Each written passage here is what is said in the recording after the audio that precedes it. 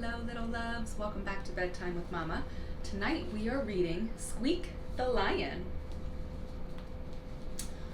Little Squeak was the youngest lion cub in the pride. All the other lions loved Squeak. He's so cute and cuddly, they said. Isn't he funny, they said. But Squeak didn't want to be cute or funny. Squeak wanted to be just like his older brothers Bruno and Leo. Bruno was brave and strong. Leo was clever and cunning. Squeak wasn't even his proper name. His real name was Rory. That was his proper lion's name. Squeak was a silly baby name. "Why does everyone call me Squeak?" he asked his brothers grumpily. "Because when you were a baby, you went squeak," explained Leo. "So everyone called you Squeak," laughed Bruno. One day, Bruno and Leo were going hunting. "Wait for me," called Squeak. Trotting after them, Squeak hurried to catch up, but soon his little legs were feeling tired. He stopped for a rest and watched as his brothers, Bruno and Leo, disappeared into the tall grass. When he finally caught up with them, Bruno and Leo were crouched over a nest of tasty-looking eggs. Suddenly, there was a hiss. A head appeared, swaying above the tall grass. It was a snake! The nest of eggs belonged to her. She lunged at the lion cubs, but brave Bruno roared. He swiped the snake with his paws, and it slithered away. "Wow, Bruno, that was brave," said Leo, as the lion cubs made their way home. "Did you see how Bruno swiped that sneaky snake?" said Squeak. Just at that moment, Squeak spotted a lizard crossing their path. He swiped the lizard with his paw, just like Bruno, but the lizard finally flipped out its tongue, smacking Squeak on the nose. Squeak was so surprised that he jumped. The cross lizard continued on his way. Bruno and Leo laughed. "You're so funny, Squeak," they roared. The next day, Bruno and Leo went hunting again. "Wait for me," called Squeak, as he followed his brothers down the watering hole. It was very muddy along the bank, and Squeak's paws kept sticking into the mud. It slowed him down. "Now I'll never catch up," he sighed, as he watched his brothers walking ahead. Then Bruno and Leo stopped. They spied some paw prints in the mud.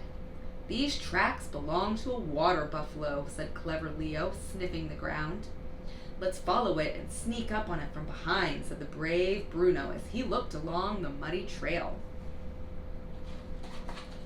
By the time Squeak reached the water, there were lots of paw prints in the mud, and his brothers were nowhere to be seen. Squeak sniffed the ground and looked at the paw prints. "I can follow tracks too," said Squeak to himself, and set off. He followed the tracks around and around for a long way, until Squeak could hear his brothers laughing. He looked up, then looked around at the tracks. Squeak had followed his own tracks in a big circle. "You're so funny, Squeak," laughed Bruno and Leo. The following day, Bruno and Leo were going hunting again. "Wait for me," called Squeak, but this time his brothers didn't want Squeak to come along. "Not this time, Squeak," said Bruno. "You'll slow us down, or get into trouble," said Leo. But Squeak wasn't going to miss a hunting trip. He followed his brothers a little way behind. Bruno and Leo soon disappeared down a trail through some trees. They followed the trail until they found a good place to set a trap. Clever Leo piled up some berries under a tree where a hungry squirrel would find them. Brave Bruno climbed up the tree and crept along a branch, ready to pounce. Very soon, a squirrel hopped towards the berries. The trap had worked. Bruno crept along further along the branch, ready to pounce, but suddenly there was a crack. The branch came crashing down. The startled squirrel ran off as Bruno tumbled to the ground. "Ouch!" roared Bruno. His tail was caught under the branch. Bruno was trapped. He couldn't move. "Don't worry, Bruno," called clever Leo. "I'll find a way to get you out." Squeak had just caught up with his brothers and was watching from behind a tree. "Oh, my tail," Bruno moaned. "Hurry up and help me out." Now, thought Leo, all I need is a vine and a heavy rock to lift the branch.